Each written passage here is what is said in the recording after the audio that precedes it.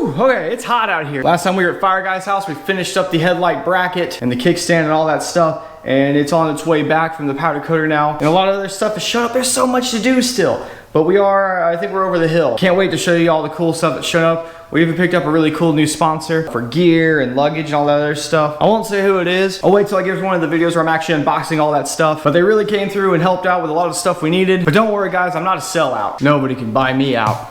Let's take a perfectly good MT-07, tear it apart and turn it into an adventure bike. For no reason at all, I think Jake is losing his mind. Yeah, you crazy in a mug. So we're gonna put the bike up on the lift, and I'm gonna show you something dealing with the chain I wanna mess with. But before I do that, why the bike's sitting here with the wheel like that? These things actually showed up a while ago. I just haven't put them on. These are the new rotor carriers. Let's put these on, put the rotors on, and put the front wheel on the right way.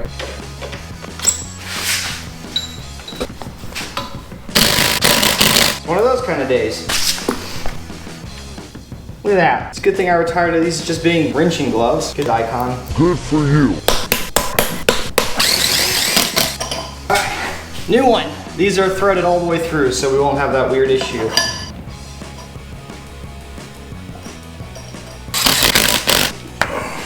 If you don't remember, what was wrong with these before is the threads weren't going all the way down through them. A lot of people said just get shorter bolts. This is one of the things you don't want to play around. You do not want to use a shorter bolt in here.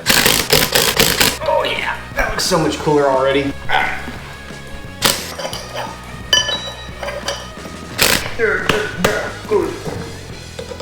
Alright, cool. I was like to get a little grease kind of right up into this seal right here. The reason you're greasing these things is because this is a steel on steel surface, and you just want to make sure that you can actually get this axle out later if you need to. It's not like it spins on the axle, you know, it spins on the bearings.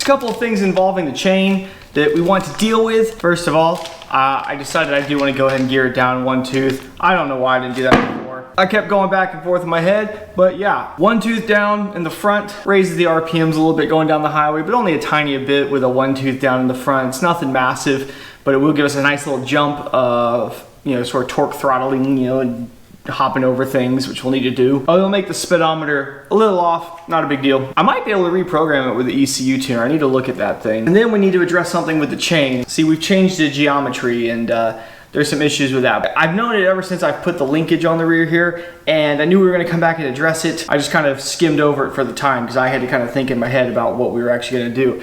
And I've got a solution for you. First, let's throw that sprocket in there. That's easy enough.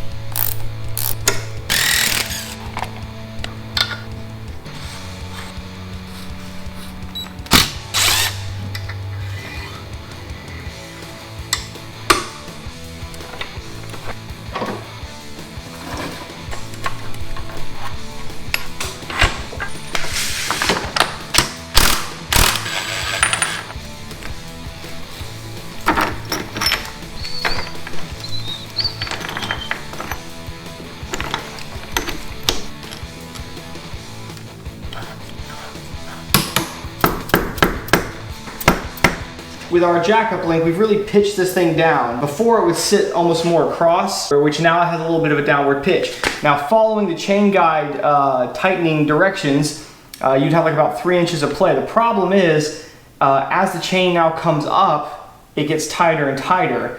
Instead of getting, I think it would actually get a little bit looser as it was before. So what I'd like to do is, we'll get a static kind of measurement here because the wheel's basically resting where it's going to be sitting right here. I think the spec is like 5 point something inches. We'll look it up to be for 100% sure. We're going to pull it up to that point, and then we'll see how tight the chain is. Right at 23 and a half. Now we need to go a little higher. How does that chain? Oh, that chain's just too tight. If we never address this, as soon as I went over a good jump and actually, you know, slap this thing up, you'll break stuff. It's me, Jake. I'm good with my words. Yes, sir. There it is. That should be our highest point. We basically just need to get the chain We don't need to make it banjo tight, we just need to take the slack out of it. This is the kind of chain tuning like the book wouldn't tell you. They don't want people doing this stuff, trying to do their own math on these things. Back it off a pinch. All right. Got it all measured out, set. So what's the problem then, right? We'll just adjust the chain at this point. Well, as you can see here, we are now resting on the frame. Whew. I know what you're thinking. What are you gonna do, Jake? What are you gonna do about that? Hey, you know we have merch for sale? Merch that helps his projects out. Y'all been supporting and doing your thing. Tag me on the Instagrams and I will post it. You guys never do that. You always at me or send me a private message. I don't see all those. I'm not trying to act like I'm Big McLong over here, but I don't see all those. Tagging is a good way to get Jakey boy's attention. Call me, it's fine, I'll see it. What do I have in my hand here? What is this? This is Delrin plastic. This is some of the strongest plastic, the strongest stuff you can get. It's what most sliders are made out of and other whatnots. It's usually pretty expensive, but I found a seller on eBay, just has these random scrap. I got 3 of these, just scraps. This is what we're gonna make a chain slider out of. The dirt bike over there in the corner, it's full of stuff like this. That bike would have around 12-inch suspension travel in stock form. It's around, I think, 10 now, but that's a huge range of motions. We have half of that on the FZ, so we have a lot easier of a job. This will last multiple chains once I get this little slider in here built. I'm pretty sure of it, you know. Hey, maybe I'll be here telling you later like, well, I was wrong, but I don't think so. It'll be easier when I get this piece off and show you how we're gonna build it. I've spent many times out here drinking some beers, staring at it going, how am I gonna do that? As this project gets closer and closer getting done, the reality of becoming a true ADV rider is becoming more real. You know, traveling from Starbucks to Starbucks, planning my big Starbucks to 3 counties over ride, using that Starbucks Wi-Fi to upload all my adventures. Because if you didn't record it, it didn't really happen, right? You know, we've got helmets and gear to protect our bodies. We've got cages to protect the bike. But what about when we're on the internet? At a faraway Starbucks, 2 counties over. I'm trying to be a real ADV rider here, okay? You gotta stay protected when you're out there using these public Wi-Fis. And that's where our video sponsor comes in today. It's NordVPN. So how does that work? Well, Nord encrypts your data first of all. No, wait, actually, they double encrypt your data and make it appear as though you're coming from somewhere else, and routes all your information through another server. And they have over 5,500 servers in 60 countries. This is gonna keep you protected when you're out traveling, airports and hotels, and of course, those coffee Starbucks places, you know, like a true adventure rider, as well as just general at your house. It stops data logging. Oh, it does that cool thing to Netflix, unlocks it so you can see things in other countries. And apparently you can have up to 6 simultaneous connections. This even works in China. They have 24/7 customer support, a 30-day money-back guarantee. There's unlimited bandwidth, and NordVPN has been highly recognized by a lot of people. Absolutely top-rated VPN. And you can get NordVPN for 70% off. That's only $349 a month, and you'll get an additional month for free when you go to nordvpn.com/TheGardenSnake. It's down in the description, and use code TheGardenSnake to get this amazing offer. Now, these guys not only offer a really great service, but they help support people like me bringing videos like this to you. So big thanks to NordVPN. Sure to check them out. I know I'm gonna use them when I'm doing my Starbucks adventure riding. I'm telling you, I'm gonna go to that Starbucks 2 counties away. Power tools. Easy. Some kind of aluminum blocky thing. I don't know what it is. It's like Yamaha's like, we can't bring the frame that far down. Let's they do it to save weight, guys. They're like, yeah, we'll make that aluminum. If I'm lucky, this will be the side with the nut on it, not the other side, so I can just pull this nut off and take this piece out. Otherwise, I'm gonna have to pull the entire swing arm axle off. Let's see. Get you a big extender like this and kind of push this through and kind of get that in there as you're going out. That should support it at least enough to get this out. Oh yeah! I want to get a piece of material kind of up in here, and if you notice there's a hole right here, a hole, and that's what holds the bottom rear set bolt on. Now I've got a longer version of that bolt already that I'm gonna go all the way through this, and so what I'm thinking is we're gonna make a little block in there. The block will sit at, if you have to imagine on here, is kind of right in here. And the other nice thing about this, it'll help take up some of our slacky chain slack in the lowest point. Obviously we're not gonna use this much of it. I mean, we could just stick that in there and there you go. Round the edges off, bolt it on.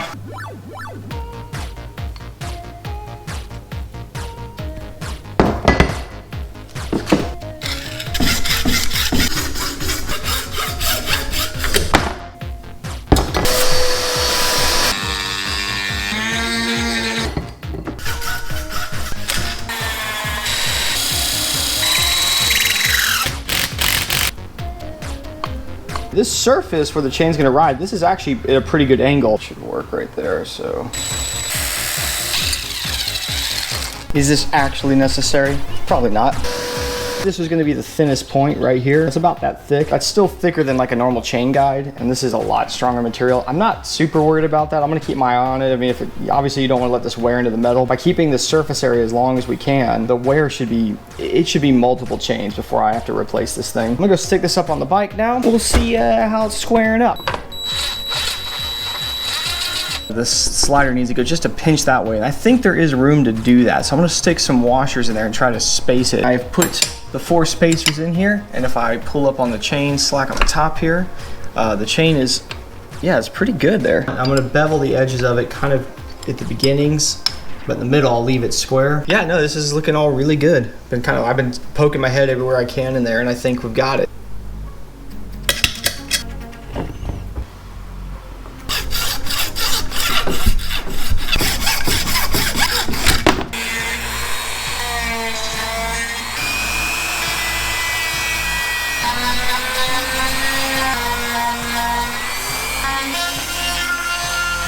My head, this is goofily enough what I was thinking it was gonna look like, but yeah, there it is. Got a nice round edge here. It shouldn't bind up onto that. It's got a pretty short run between the sprocket and this anyway, so I don't anticipate the chain ever kind of looping up in there and doing that. I was trying to mess with that earlier, and I don't think so.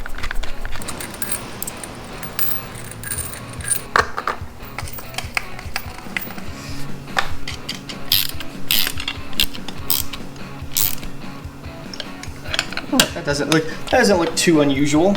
It doesn't interfere with anything. It's kind of weird. There's like this play in here. Once you stick the axle through, though.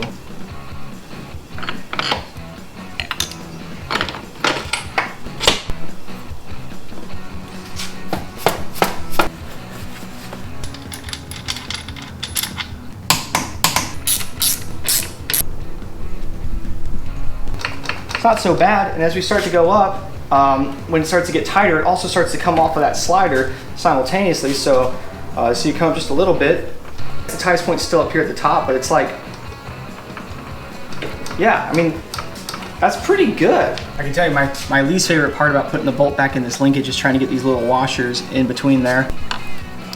Bolts in there, many little washers on the inside, everything's greased, another washer and a nut on the other side, all tightened up. Just have to take my word for it. I'm gonna pull all the preload out of the shock. And then I'm actually going to take straps and let's pull it down and let's really see where the thing sort of bottoms out at. You know, we'll just go till we hit bump stop on the shock. Let's see how tight the chain is.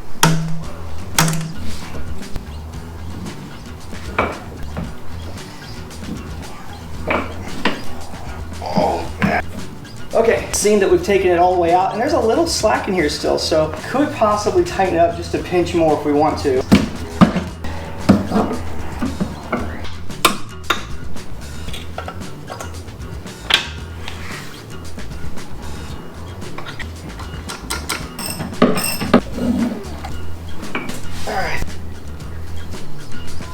If you're into SpaceX, this is going to be a static fire.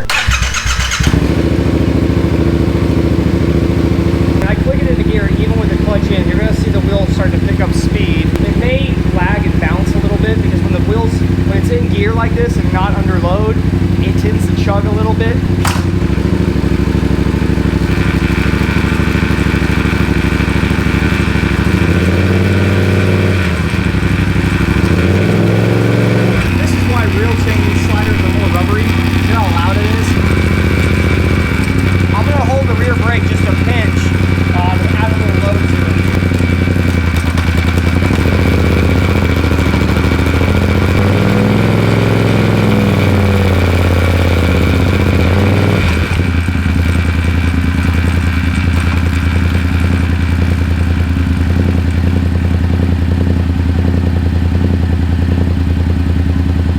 It doesn't feel warm. Yeah, so far so good. There's no weird binding or anything. I got it up into 6th gear. and was giving it some throttle. I had to do an SD card dump, so sorry I didn't film this, but I'm not doing it again because it's loud. I think the kid's trying to go to bed in there. It makes some noise, yeah.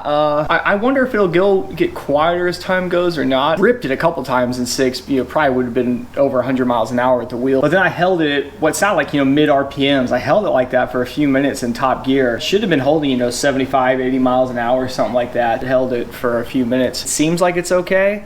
We'll just have to kind of get it out there on the road. Right now I'm gonna button up the side.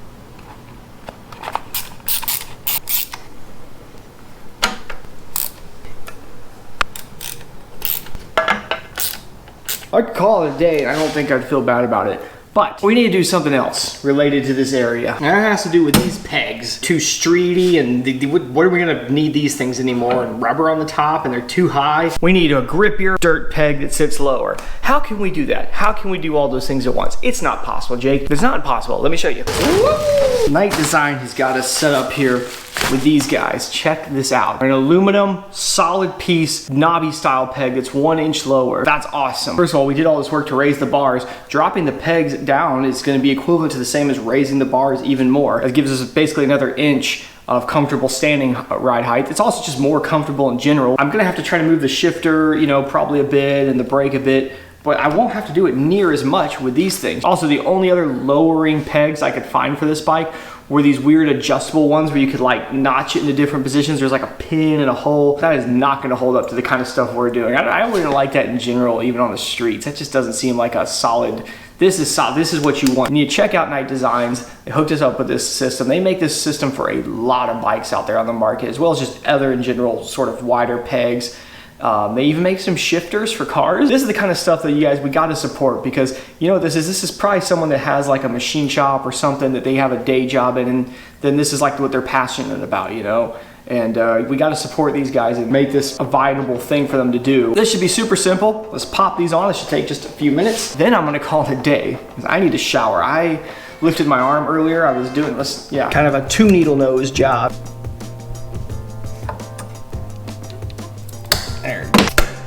There it is. Well, I think the shifter's gonna be in the way on this side, isn't it? Enough blue Loctite in there, Yamaha? Good Lord. See that little hook right here? That's where the spring goes. The other part will rest kind of up on there.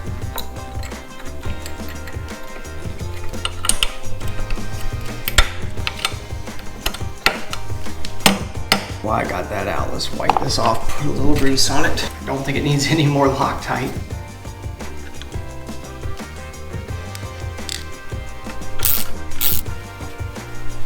These pins are way more heavy duty, so I'm gonna slip this in on the back side to start with.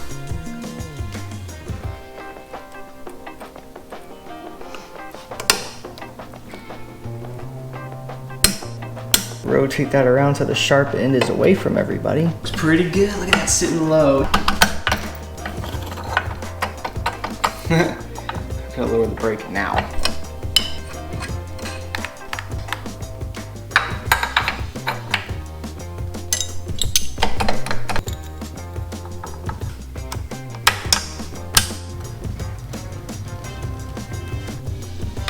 Pointy ends are away.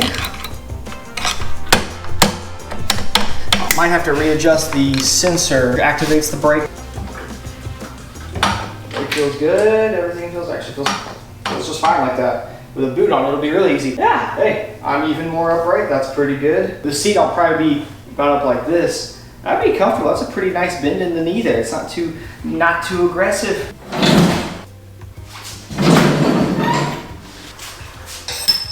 I feel so sweaty and tired and hot, and I'm sure I look disgusting. I'm probably editing this right now like, wow, you look terrible, Jake. I don't even love you anymore. So I'm gonna go take a shower. I feel a whole lot better now. I found out I can re-flash tune the ECU for the 15-tooth sprocket, so cool, I'll do that. I got a package from We Code It, and it's got my things coded. Look at this stuff, dude. So let's do this. Let's start with the thing that makes the most sense. Let's throw the kickstand back on. Oh, I also got, this will make sense later. I got some genuine Honda parts that are gonna go on something with the headlight piece that'll just Yeah, it's kind of funny. You'll see. Like, I think they're parts that would fit the XR, which is hilarious. But yeah, let's throw the kickstand on and let's see it clack and do its thing. I wouldn't bother doing this like on the XR's kickstand, because the XR's kickstand doesn't have like a sleeve collar thing, kind of like this one has. But this one has it. You don't need a ton, but it ain't gonna hurt to throw just a little bit of grease in there. One lightly grease wash will go on the other side. This is kind of a little bit of a juggling act to get all this in there.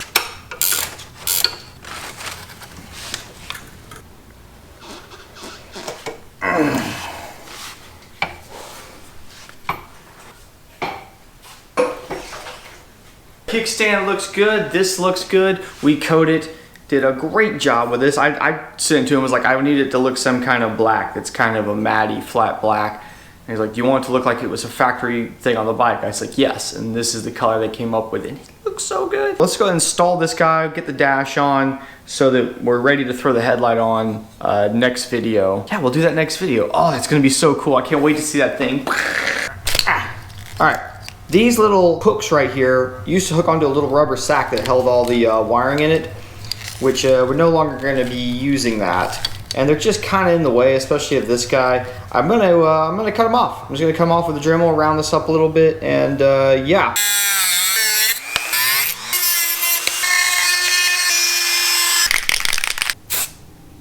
So while our paint dries, we can do something here with the dash that I want to do. You might not have ever seen this because this was an Instagram quick video I did, but I've actually put a sort of yellow insert into the back of this thing to change the sort of lighting to a degree. Some people liked it, some people hated it and said it made it look old, like an old Game Boy.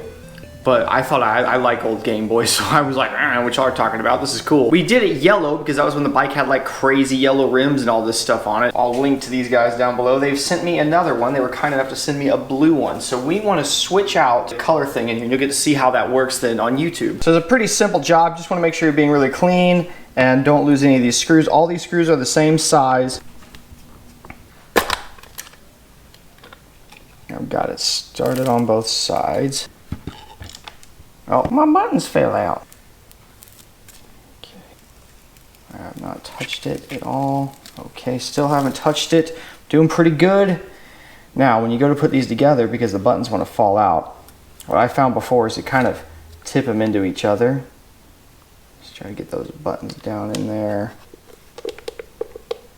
When you put these screws back in, what you gotta remember, is because they are a wood screw, you need to spin them backwards until you feel them fall into their previous threads. See, I was right there. Otherwise, you'll cut new threads every time, which weakens the strength of this hole. Just snug them up. Don't need to crank these down.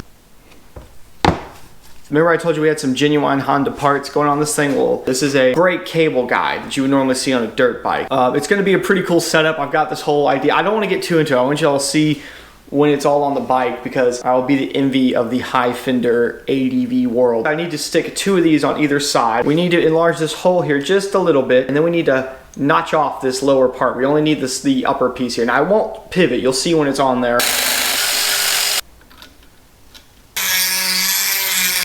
It'll thread and that'll work. I'm a customizer, boys.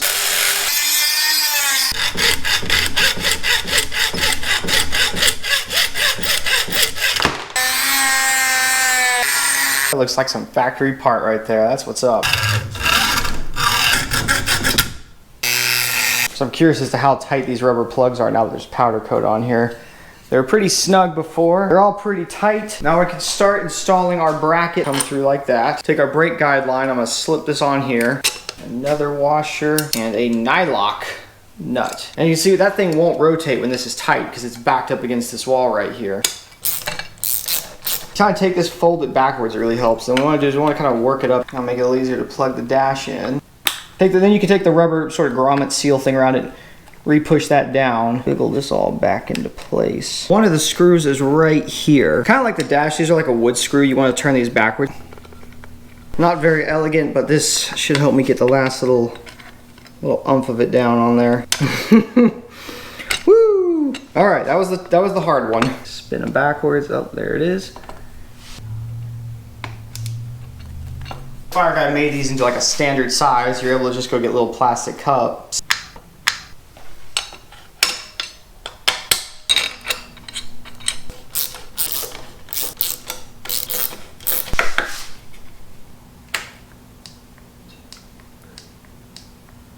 All right, I can see where maybe y'all weren't into the yellow one, but you gotta admit, that looks sweet. I wanna stick the turn signals on now, but I do wanna shorten this cable up. I left this really long. I don't know why. Here.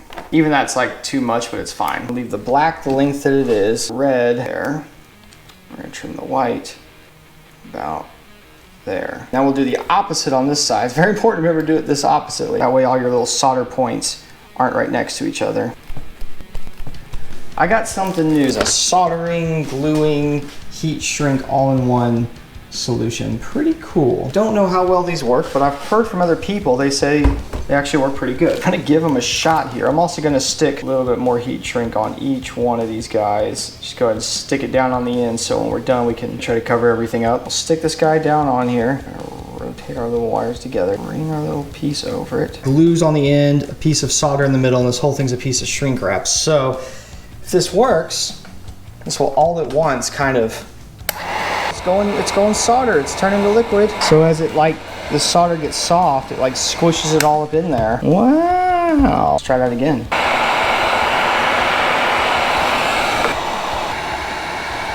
Flawless.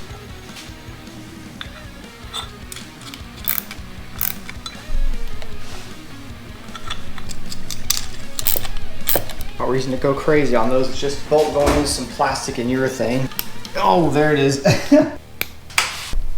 Dash installed, lights installed, all looks really good, and check this out.